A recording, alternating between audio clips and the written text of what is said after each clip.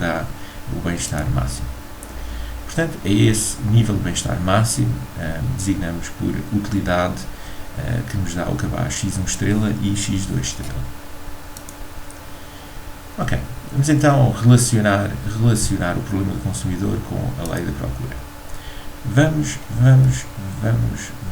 para resolver este problema, o problema do consumidor é o seguinte: nós temos o nosso rendimento, temos a restrição orçamental, queremos comprar dois bens, x1 e x2, e queremos esgotar o nosso rendimento. Portanto, vamos estar algures em cima da restrição orçamental.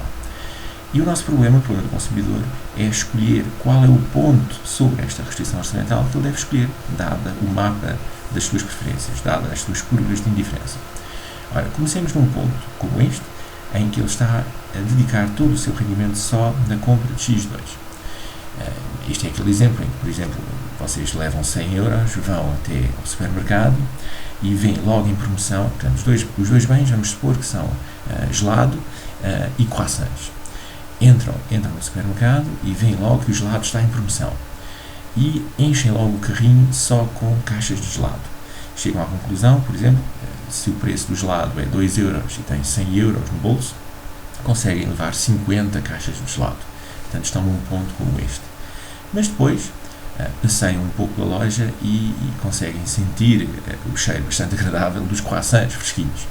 E claro, dadas as preferências, as vossas preferências, vocês preferem variedade do que comer só gelado. Portanto, entre comer só gelado e comer menos gelado e um pouco mais de croissants, vão de facto querer trocar algumas unidades de gelado que têm dentro do vosso carrinho para poderem adquirir mais croissants, porque precisamente já estavam a esgotar todo o vosso rendimento.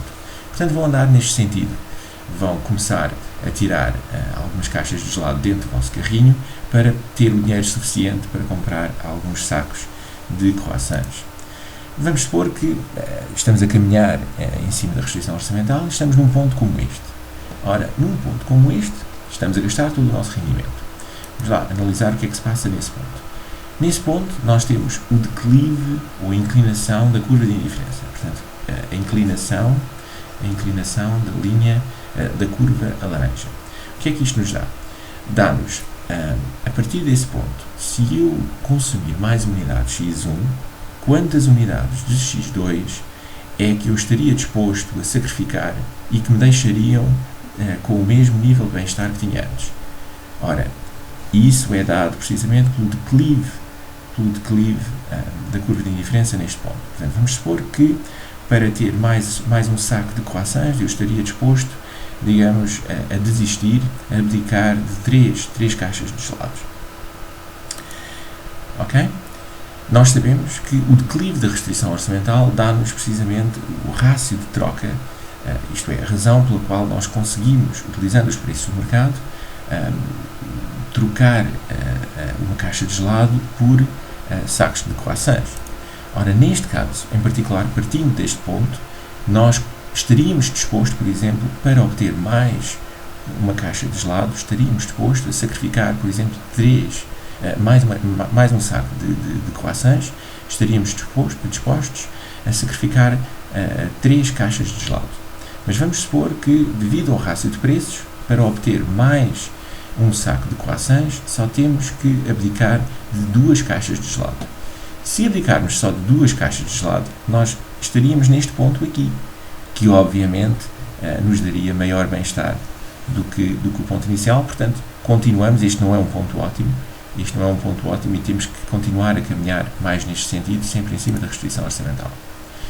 Ora, matematicamente, a inclinação ou o declive da curva de indiferença é dada por esta expressão. Portanto, é quando, se nós diferenciarmos totalmente a função de utilidade e igualarmos a zero, temos que o declive da curva de indiferença num determinado ponto é dado pelo rácio das utilidades marginais.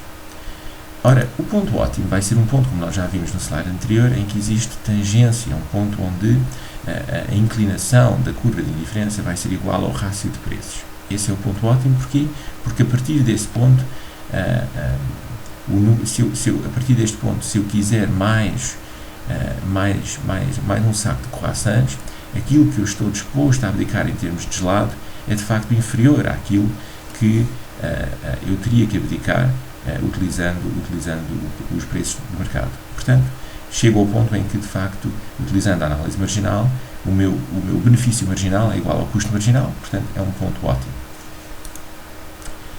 Aí a utilidade máxima que eu consigo obter é a utilidade que deriva desse cabaz com essas quantidades, x1 estrela e x2 estrela, e a condição de ótimo é de que o benefício marginal é igual ao custo marginal, ou neste caso o custo marginal é igual ao benefício marginal. Portanto, pensem só, imaginem, vocês têm o vosso carrinho de compras ainda com muitas caixas de gelado, sabem que ainda querem trocar gelado para obter mais sacos de croissants, e o ponto ótimo será aquele em que o custo marginal de fazer essa troca, isto é, ao tirarem uma caixa de gelado do vosso carrinho e voltarem a pôr a caixa de gelado na prateleira, vocês perdem uma utilidade marginal de x1. Okay? Ao perder essa utilidade marginal, vocês vão ter, digamos, algum rendimento extra que lhes vai permitir adquirir um número de unidades do outro bem que vos vai dar uma utilidade marginal. Okay? Portanto, no ótimo tem que ter uma situação em que o benefício marginal é igual ao custo marginal. Se o benefício marginal fosse diferente do custo marginal, haveria sempre aqui, digamos, margem para melhorar, e esse cabaz não seria um cabaz ótimo.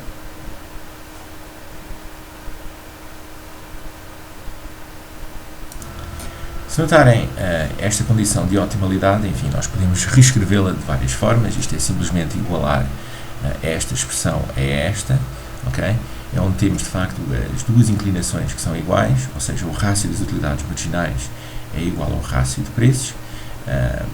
Nós podemos também escrevê-la desta forma. Enfim, tudo isto é equivalente.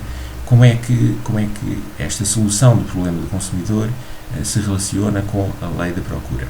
Ora, a lei da procura diz-nos que, ceteris paribus, quanto maior for o preço P1, menor será a quantidade procurada desse bem, ou seja, menor será x1. Ora, se nós olharmos para esta equação, ceteris paribus aqui quer dizer que P2 é constante e a utilidade marginal de x2 também é constante, porque o número de unidades x2 que consumimos é constante. Portanto, nessas condições, com P2 constante e a utilidade marginal de x2 constante, se P1, o preço do bem 1, aumentar, a única forma de nós continuarmos a satisfazer esta igualdade é aumentar também o lado esquerdo. Ora, para aumentar a utilidade marginal de x1, a única forma que há, sendo que o benefício marginal é decrescente, a única forma de aumentarmos a nossa utilidade marginal é, de facto, consumir uma quantidade inferior de x1. Portanto, lembrem-se daquele slide das pizzas, em que tínhamos, de facto, o benefício marginal decrescente. Portanto, se o P1 aumenta, a única forma de continuarmos a satisfazer esta igualdade é aumentar a utilidade marginal de x1. Para aumentar a utilidade marginal de x1, temos basicamente que consumir uma quantidade inferior de x1. Portanto, isto mostra a lei da procura, em que ceteris paribus, mais uma vez, com P2 e utilidade marginal de x2 constante, quanto maior for P1, maior tem que ser a utilidade marginal de x1, ou seja, menor será a quantidade procurada de x1.